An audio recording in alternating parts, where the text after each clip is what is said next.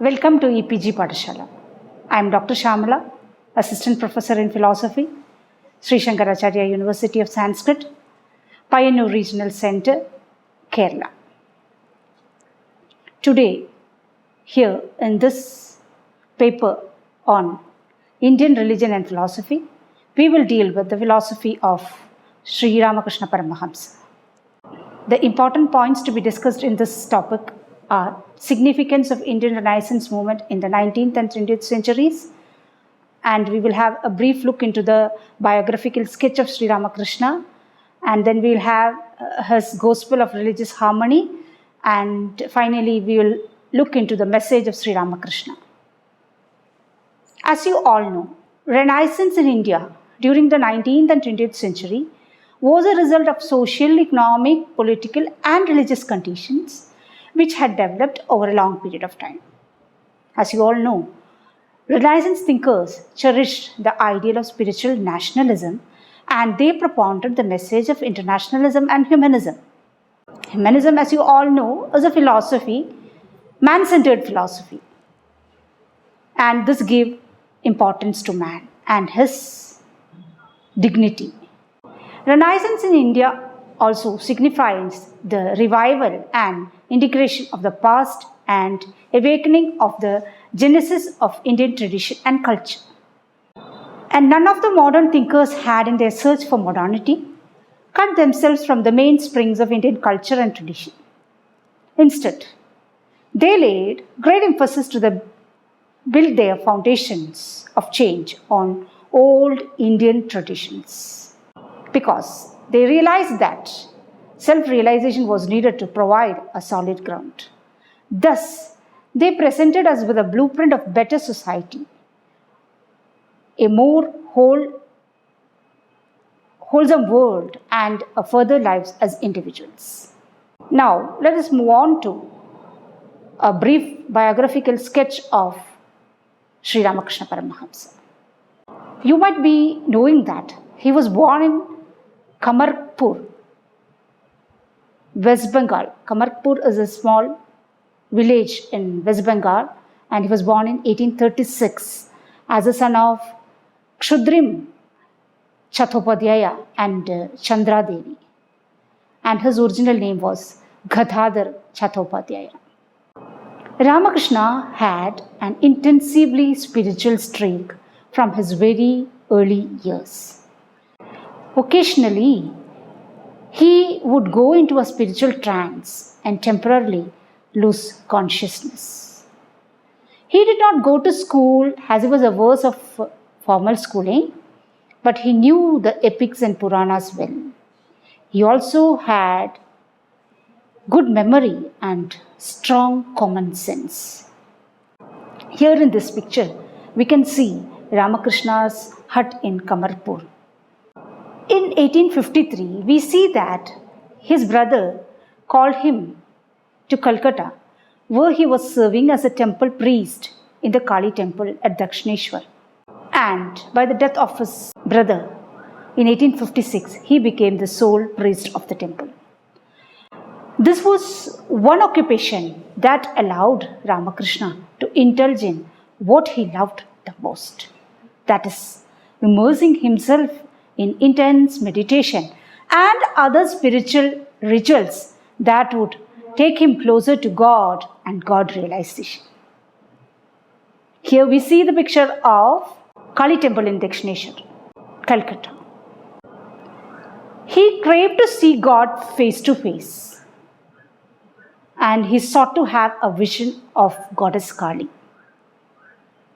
For this, he advanced fearlessly along the hazardous path pointed out to him by his own unsophisticated mind. When he did not have the vision of Kali, the goddess, for some time, he became frustrated and threatened to kill himself with a ritual dagger normally held in the hands of the goddess. And when he rushed frantically to put an end to his life, all of a sudden the mother's grace descended upon him. And it is said that he used to have the feeling of the breath of goddess Kali in the temple when he used to put his finger below the nose of that idol.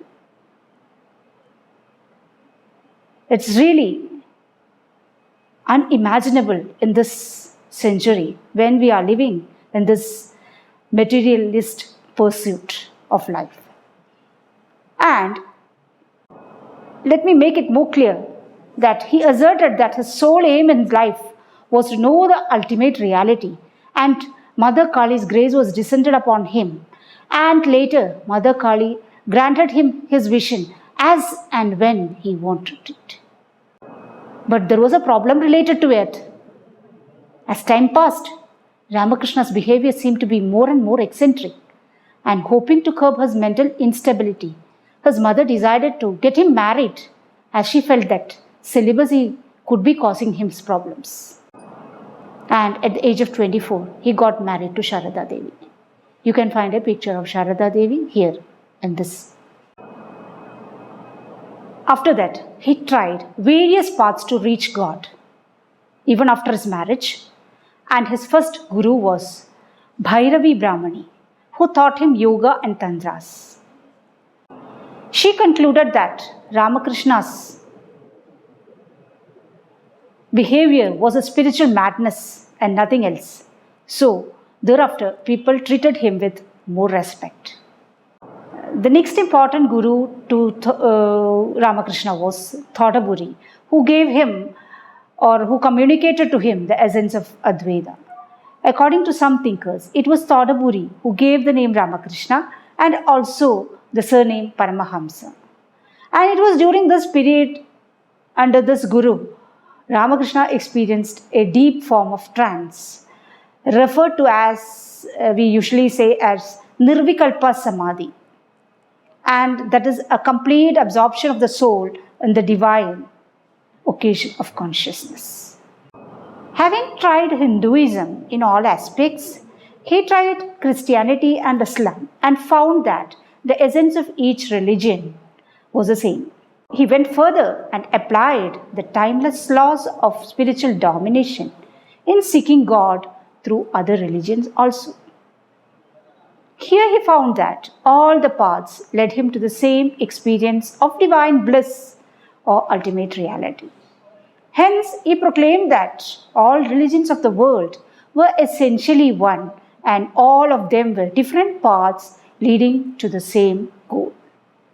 Later we see that Sharada Devi, who he had left in her place, came to Calcutta and joined him. And then he taught her and taught her everything he had learned, and he worshipped her as a universal mother. Later, she was also recognized as a realized soul. I don't know how many of you know that Keshab Chandra Sen was the person who gave the widest publicity to Ramakrishna's teaching. He had so many other disciples also, but he appointed his disciple Narendranath, popularly known as Swami Vivekananda, as his torchbearer. You can have a look into the picture of Swami Vivekananda also here. Ramakrishna singled him out as a future educator of mankind, but we see that he often clashed with Ramakrishna. But secretly, he admired the character of Ramakrishna. He was not impressed with Ramakrishna's mystic experiences, as he thought that they were all mere hallucinations. Yet, Ramakrishna, the man, attracted him. It was in 1885 that Ramakrishna was detected of having throat cancer, and in 1886 he breathed his last. 3 or 4 days before Ramakrishna passed away, he called Naren or Swami Vivekananda along his side and passed on to him all his powers. Vivekananda grasped the deeper imports of Ramakrishna's life and propagated the deeper imports of Ramakrishna's life all over the world. He says in Ramakrishna, the highest expression of divinity in the humane plane, a combination of the intellect of Shankaracharya and the heart of Buddha and Chaitanya. And in order to spread the message of Sri Ramakrishna Paramahamsa, Swami Vivekananda and other disciples established the Ramakrishna Math. Their mission is even now trying to carry out the message of Sri Ramakrishna to the different corners of the world. As Socrates' idea was known through the dialogues of Plato, we can say that the teachings of Ramakrishna are known through the speeches of Swami Vivekananda. Here we had a brief look into the biographical sketch of Sri Ramakrishna, and now we will pass on to his Sri Ramakrishna's Gospel of Religious Harmony. In the tradition of ancient Indian philosophy, he preached monism. According to him, reality is one, although it manifests itself in different ways and different places. And the life of Ramakrishna was a laboratory for the synthesis of great religions. He believed that all religions of the world were true and anyone may lead to salvation. He preached that the essentials of all religion are the same, though they may give us different aspects, and he tried to give us this or explain this through the help of some small stories. In Sri Ramakrishna's view, the existence of many sects and religions does not stand as obstacles in the way to realization, but they actually help us in the realization of universal religion. With the disappearance of sectarianism, the ideal of universal religion can be realized. One must choose the path best suited to himself and stick to it with unwavering determination. And this steadfast devotion is called Nishita, according to Sri Ramakrishna. He insisted on perception of truth from different angles and perspectives. He realized that all religions of the world are different manifestations of one eternal religion. The spirit of Catholicity and tolerance is the essence of the teachings of Sri Ramakrishna. He was insisting the oneness of all existence, which was the message of Vedanta. His ideal of universal religion enables religion to work for human welfare. With this, we will sum up the religious harmony, philosophy of religious harmony of Sri Ramakrishna. And now we will move on to the message of Sri Ramakrishna, which was spread by Swami Vivekananda as well as Ramakrishna Mission. As we all know, Sri Ramakrishna based his teachings on Vedanta, which taught the unity of Atman and did not recognize any distinction between man and man. He experienced the truth of Vedanta actually. He simplified and straightened up the whole idea of spirituality. According to him, Vedanta tries to harmonize the various religions and the various methods of realizing the nature, which is also realizing the God.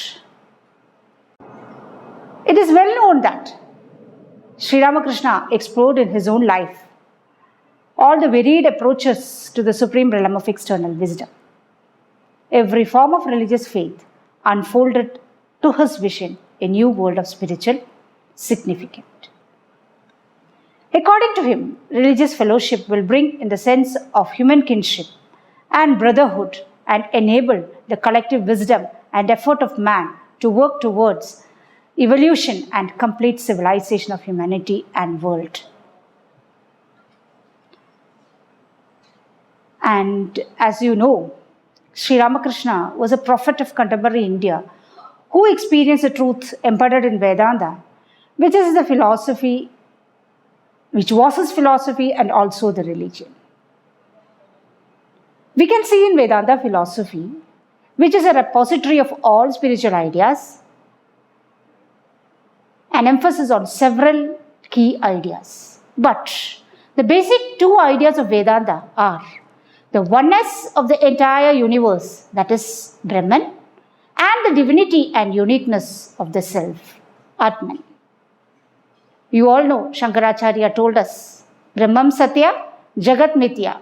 Jivo Brahmaiva Napara, which says that there is no difference between the Brahman and Jiva or the soul, and Brahman is the only reality. And here we see that Vedanta tries to harmonize the various religions and especially the various methods of realizing the real nature of man, which is also, according to him, realizing the God. So, while we are realizing the nature of man, we are always trying to realize God. And so, we can see that there is a special reference to service to man, that Vedanta, both as a philosophy and as a religion, renders to the religions of the world. Sri Ramakrishna, as I told you before, tried to straighten and simplify the idea of spirituality, and his spiritual experience resulted in the practical philosophy applicable today to today's life also. He held that seeing Brahman or God in all things is the last word of sadhana. This takes us to the dictum of divinity of man, which is nothing but the reassertion of the truth of Vedanta.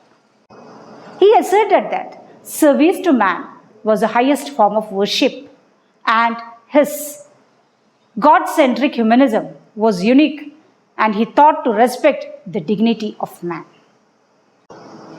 For him, all women represented divine motherhood on earth, and he uplifted the idea of womanhood to the spiritual plane. Every woman was a mother to him because all of them were veritable image of Shakti. The deep sense of respect for woman that sought to inculcate was an essential precondition for the success of any effort aimed at elevation of women's position in the society. Through his consort, Sharada Devi, he presented his own ideal of womanhood. Sri Ramakrishna, by his life and precepts, brought home once again to the modern world the relevance of spiritual life. He rediscovered and revitalized India's eternal message of humanism and universalism. He upheld spiritual idealism as a goal of man and society. The message and teachings of Ramakrishna are reaching out to the whole different corners of the world through the works and services of Ramakrishna Mission. To sum up the philosophy of Sri Ramakrishna and his message and his gospel, we can just have a briefing of it through these words. And Ramakrishna said categorically, religion is not for empty stomach. And actually, this formed the bedrock of Swami Vivekananda's philosophy when he was giving his spiritual humanism. And though he did not contribute directly to the ideas of economic and political freedom, we can read a flash of socialistic principles from the sayings of Sri Ramakrishna. He rediscovered and revitalized India's eternal message of humanism and universalism and made it a property of mankind. According to him, through self-control, self-discipline, and self-purification, man can realize his divine nature. And he says that by this method, even the most degraded person can be pushed towards perfection. This continuous process of inner growth towards the perfection is the essence of practical Vedanta. And this formed the basis of practical Vedanta or Neo-Vedantism of Swami Vivekananda. Actually, this Neo-Vedantism is, what can we say, it's really demanding or putting this Vedanta according to the needs and demands of the time, which was put forward by Swami Vivekananda. And basically we say that this Neo-Vedantism is the philosophy of when we say the net essence of Swami Vivekananda, we say it is Neo-Vedantism, because he raised the principles of Vedanta according to the, or he interpreted Vedanta according to the needs and demands of time. And Sri Ramakrishna's deep concern for men demanded a change in the contemporary society's outlook of man. Though he did not consider individual and self-isolation, he stressed on individual rather than society. He was essentially a believer in human development, and he considered material development only coming in an adjunct to the development of man. He aimed at the growth of goodness inherent in man, leading him to the realization of the divinity already in man. This divinity in man is already present in him. We have to realize it, that's all. We see that the teachings of Ramakrishna transcended religious barriers. That is his gospel. Their relevance did not remain confined to religious sphere only, but was applicable to every sphere of life. Its practical value in a multicultural and multi-religious country like India was inestimable during his time. It is of greater value and significance even today, as cultural integration is a major problem of modern India. The teachings of Ramakrishna and the inimitable way in which he underlined the hollowness of communal dissension provide solid bedrock on which the edifice of secularism can effectively be built up in modern India. Actually, secularism is a misunderstood word, I think. Secularism means not keeping away from religion. It is only keeping away of religion in the public affair. We will have to keep religion as a private affair. Here, this is what we can see in the philosophy of Ramakrishna also. Sri Ramakrishna upheld spiritual idealism as a goal of man and his society. He pointed out that realization of God was the essence of religion and the aim of human life. With the rise of materialism, which was a result of the scientific and technological development in the 19th century, religion was about to lose its hold on society. But we all know that India being a religious country, we cannot altogether give up religion. So, Ramakrishna's message of spiritualism is really relevant even today. Rightly did Mahatma Gandhi remarked, Sri Ramakrishna's life, the story of Ramakrishna Paramahamsa's life, is a story of religion in practice. His life enables us to see God face to face. No one can read the story of his life without being convinced that God alone is real and that all else is an illusion. You might be familiar with a small story which says that when Vivekananda asked so many religious people about, have you ever seen God? Everybody told him no. But it was Ramakrishna Paramahamsa who said to him, yes, I have seen him much clearer than you. Here we see that he always had seen God face to face. He demonstrated his own life that God, the ultimate reality, can be realized, and then only human life becomes really meaningful.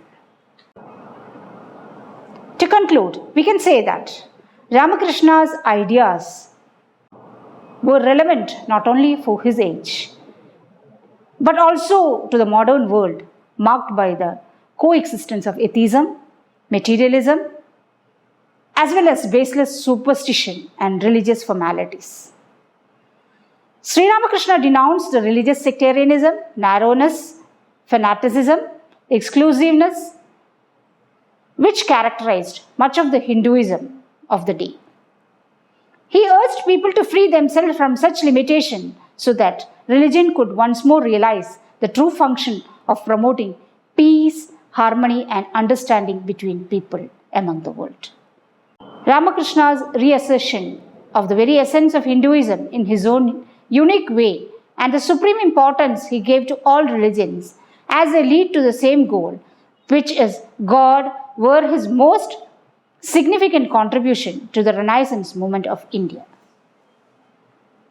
We can see that Swami Vivekananda was not exaggerating when he said that without studying Ramakrishna Paramahamsa first, one can never understand the real import of Vedas, the Vedanta or Bhagavata or other Puranas. His life is a searchlight of infinite power thrown upon the whole mass of Indian religious thought. He was a living commentary to the Vedas and to their aim. He had lived in one life the whole cycle of national religious existence of India. Here, in these words of Swami Vivekananda, we find the net philosophy of Sri Ramakrishna. The foundation of Ramakrishna mission and its multifarious social, cultural, educational, and humanitarian activities since its inception are a testimony to Ramakrishna's significant and lasting contribution to Indian awakening. The mission has successfully demonstrated the spiritual values of the noble method of divine worship through service of suffering humanity. The strength of Ramakrishna movement is not in money or men or organization, but the ideas it tries to present. Thus, the ideas of Sri Ramakrishna are reaching out to the far corners of the world through their inherent strength. To sum up, we can say that India is a land of spirituality, and great men and women of India tried hard to give us a message of spirituality and the way for spiritual realization.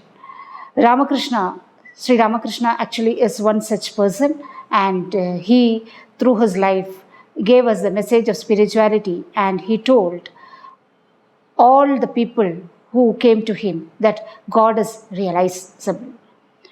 And this God realization is the actual aim of life, and it is possible in this life itself through the service of mankind. Humanism versus religion and service to mankind. Humanism versus God and service to mankind is religion. And this sums up the philosophy of Sri Ramakrishna Paramahamsa. Thank you. And all these things are given in detail in the e-text.